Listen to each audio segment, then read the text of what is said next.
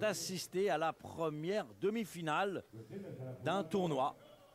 Un tournoi qui se dispute dans la catégorie des moins de 72 kg 500. Voilà.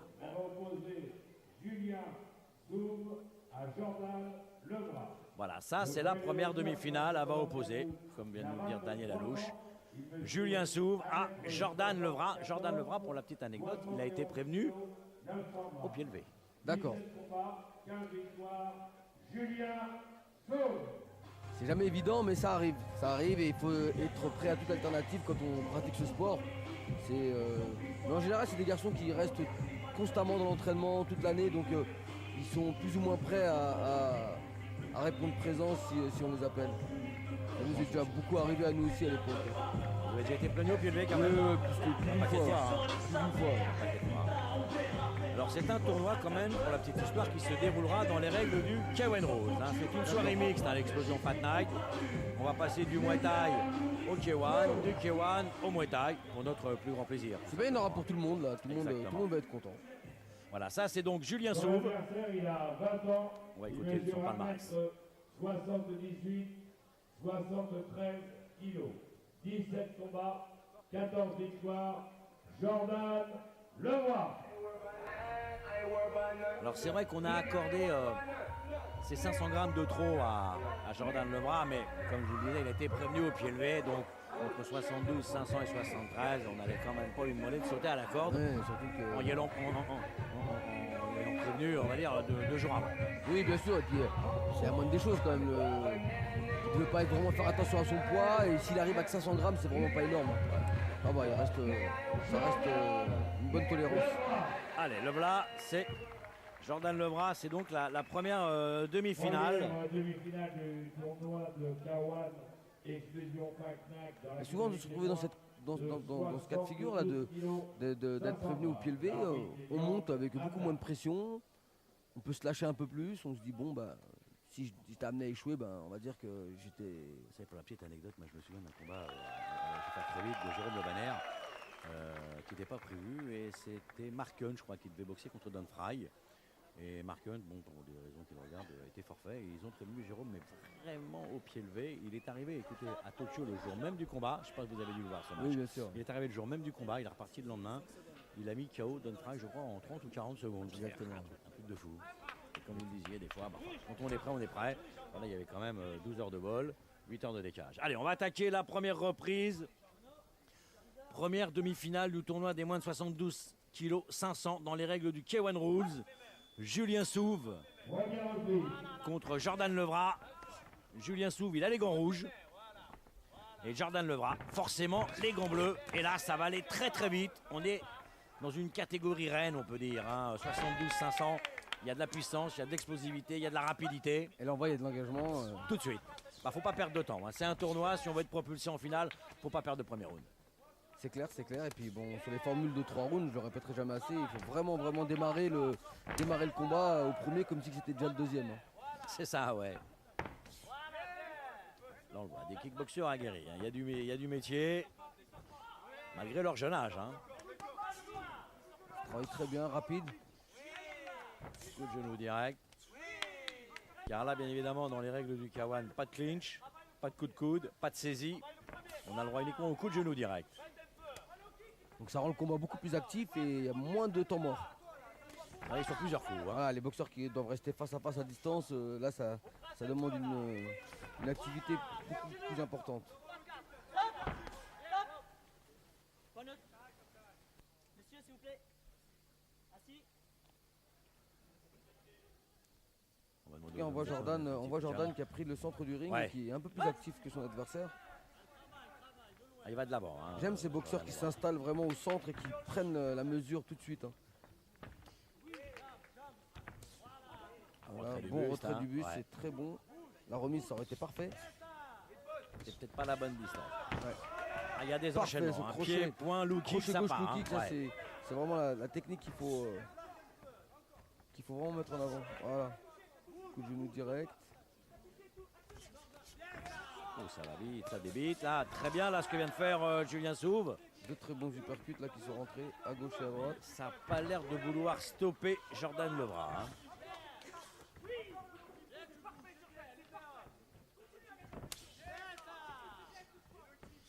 Ah, ça claque. C'est bien Jordan qui bloque vraiment bien les low kicks. Je le répéterai jamais assez, mais c'est vraiment important et je vois beaucoup de boxeurs qui ne le font plus, qui bloquent plus les low kicks. C'est vrai, c'est la base hein, quand même. Ah, c'est la base, hein, ça compromet vraiment la suite du combat, de prendre 4-5 low kicks au même endroit au niveau de la cuisse.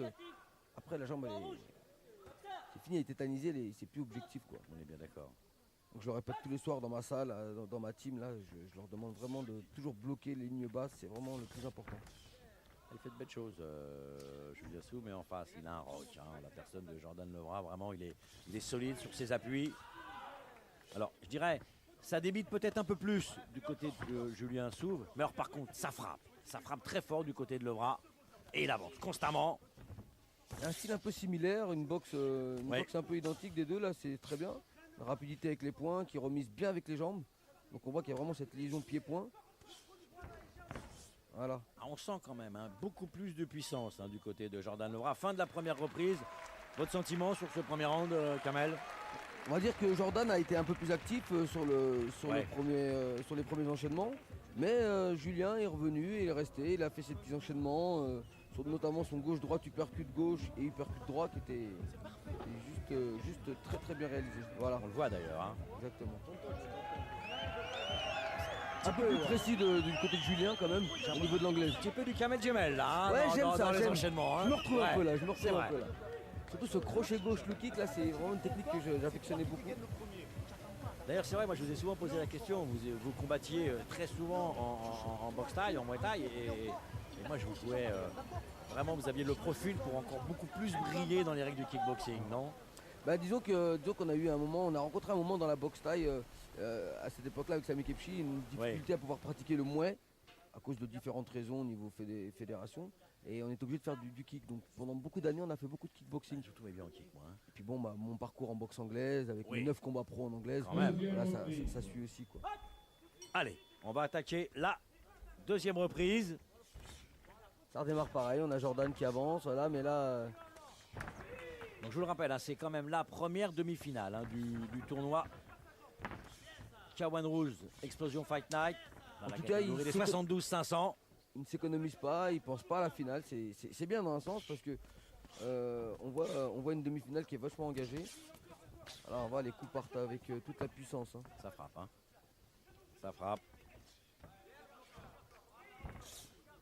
Là on a Julien qui bloque bien les coups en anglaise, il a une bonne garde haute. Il n'a pas le choix. Hein. Ah ouais, mais il a une bonne garde, il se protège assez bien quand même. Ouais. Garde, c'est vrai, très hermétique. Mais d'un autre côté, il y a quand même beaucoup de pression hein, de la part de Jordan Levra. Ce que je dis, un boxeur qui avance a toujours un avantage, hein, il impressionne un peu plus. Même si le combat reste, on va dire, plus ou moins équilibré, la pression de l'un... Peut-être pas rester enfermé dans le coin du ring, Julien Souve. Faut tourner, faut bouger. Ouais, il a quand même sorti avec un bon middle. Voilà. Allez, Ah là, c'est à toi, à moi. allez, à toi, à moi en low kick, là, ça claque bien. Ouais, mais quand même, vous trouvez pas, il reste trop coincé. Voilà, il a compris. Faut bouger, faut tourner. Il tourne quand même sur la droite de son adversaire. Hein. Voilà. Qui Très remise bon bien coup en de coup de genou à genou gauche, direct, à ouais. droite. On voit quand même que Jordan a quand même pris la mesure un peu. Hein. Il est sûr de lui. Bien sur ses appuis. Direct du gauche, la droite et le low kick derrière. C'est le patron hein, au centre du ring. Il y a des beaux gabarits, des bons... C'est la bonne catégorie. Hein, Ah ouais. 72-500, c'est un bon compromis quand même. Voilà, et puis des bons gabarits, bien, des bons athlètes. Bien préparés, ça se voit. Et pourtant, hein, Jordan Levra prévenu au pied levé. Hein. Ouais, mais ces histoires de prévenus pied levé, on sait très bien que les boxeurs sont toujours entraînés. Ouais. Donc c'est pas tout à fait un handicap pour lui.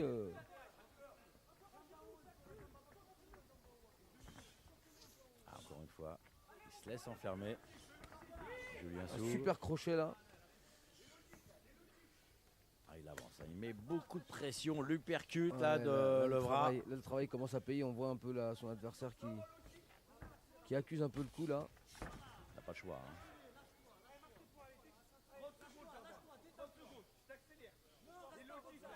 fait ce qu'il veut. Hein. Ah ouais, Il donne le rythme. Là, il le laisse Levra. prendre la mesure. Quand un boxeur arrive à mettre le poing sur son adversaire comme ça pour prendre la mesure, c'est jamais bon signe. Hein. Voilà, là on voit Julien qui bouge un peu moins maintenant. Voilà, il laisse le cadrer là. Il subit hein, pour le moment. Ah ouais, complètement, Julien ouais. Souve, hein. Et là, je pense qu'on peut sans problème donner cette reprise à Jordan Levra. Oui, il confirme sa marche en avant de la première reprise. Là, il a un peu plus dominé. Puis son adversaire était un peu moins actif là. C'est vrai qu'après, il faut arriver à encaisser tous ses coups. Quoi. C'est propre. Ah, c'est très bien, très bien. On a démarré avec 2 combats très très propres techniquement.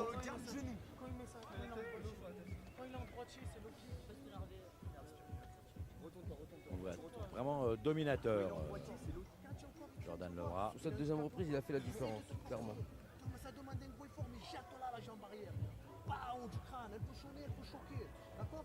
Elle met du rythme. Et quand c'est bien, tu papa. Ouais, mais là tu t'économises plus là. Là je veux que tu gagnes là, d'accord? Et oui, il n'y a pas de choix maintenant. Hein. C'est la Bien troisième compris. et dernière reprise. Et pour le moment, eh bien, il est en retard, Julien Souve. Il est en retard. Après, je sais pas si la règle, si il était amené à faire un super troisième round, s'il y avait.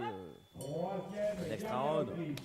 De toute façon, même s'il effectue un super, il faudrait vraiment qu'il y ait un knockdown. Ouais, voilà. Ouais. Parce qu'il a pris les 2 premiers rounds. Levra, donc il faudrait Puis là, on voit qu'il vraiment une grosse domination hein, de On voit qu'il a- Julien Souve. on voit qu'il n'a pas arrêté sa marche en avant. Surtout pas. Car là, c'est la troisième et dernière reprise de cette première demi-finale. Elle oppose Julien Souve, gant rouge, à Jordan Levra, gant bleu. Et pour le moment, eh bien, Kamel Jamel ne me contredira pas. Net avantage pour Jordan Levra. Oui, clairement, il a fait son travail de sape au premier, puis là, il a confirmé au deuxième. Et là, maintenant, c'est déjà le dernier round. Donc, Et c'est toujours lui qui est en avant. On le enfin, voit. qui met la marche avant. voilà. Même si là, il y a une belle uppercut, là, réaction un bel petit uppercut qui est passé. de Julien Souve. Mais bon, la réponse du berger à la bergère hein, pour Jordan Levra. Magnifique cette petite feinte là de la jambe droite pour rentrer avec le genou gauche.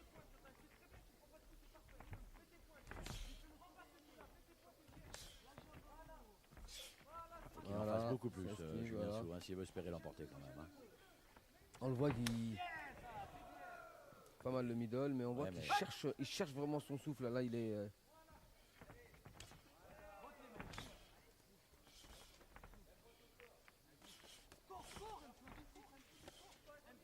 Allez, il reste encore quelques secondes dans cette troisième et dernière reprise. Et pour le moment, eh bien, c'est Jordan Levra hein, qui est en train de gagner son visa pour la finale. Il continue d'ailleurs à marcher sur son adversaire.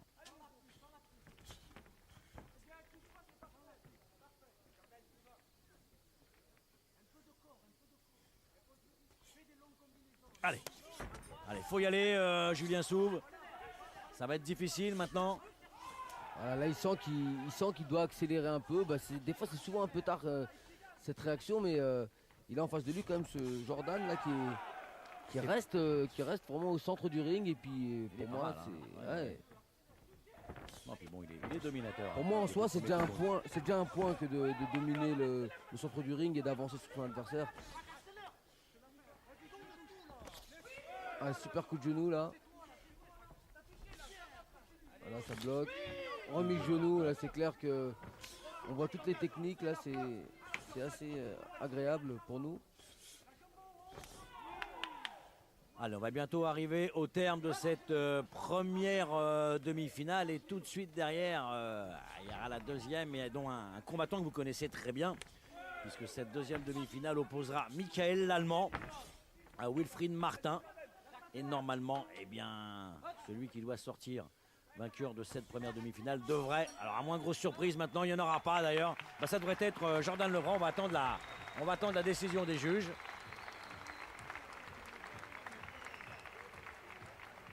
Alors on voit les meilleurs moments de cette troisième et dernière reprise. Avec cette belle combinaison par contre hein, de Julien Souve, mais ça ne sera certainement pas suffisant pour l'emporter. Non, je pense que Jordan a fait son travail de sape. Il est rentré vraiment dans le combat de la meilleure des manières, en accentuant son pressing du premier au deuxième et jusqu'au troisième round. On a vu ses coups de genoux à gauche, à droite, voilà. Ah, Voilà, pour remettre Allez, on va attendre la décision des juges. Yann Monique qui a ouvert monter sur le ring. Plus une personne de France Bleu et de Promotion. Normalement, la décision Ouais, ne qui me fera souffle pas du l'ombre à la calme. doute. Oui, Hein. non, je pense pas. C'est clair que. Bon, après. On a vu des surprises, hein, quand même. Ah, les juges restent maîtres de leur décision. Hein. C'est eux Ouais. qui. J'ai déjà été surpris plus d'une fois. Hein. Allez, Et bon, dans ce cas-là, je pense quand même qu'il y a 2 reprises d'avance faciles pour notre ami Jordan.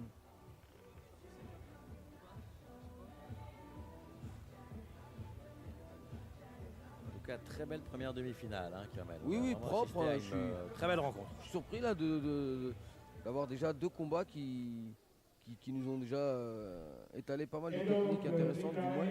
Allez, Allez, le nom du vainqueur. Et aura le droit de disputer la finale du tournoi K1 des moins de 72 kg 500. Jordan Lebrun. Oui, logique, décision tout à fait logique. Hein. Je pense aussi, dominateur depuis le premier coup de gonde, même si on a eu de très belles réactions de Julien Souve, mais là, victoire logique pour Jordan Lebrun. Ouais, un peu trop timide quand même, et il a beaucoup trop subi, et puis je le dis, hein,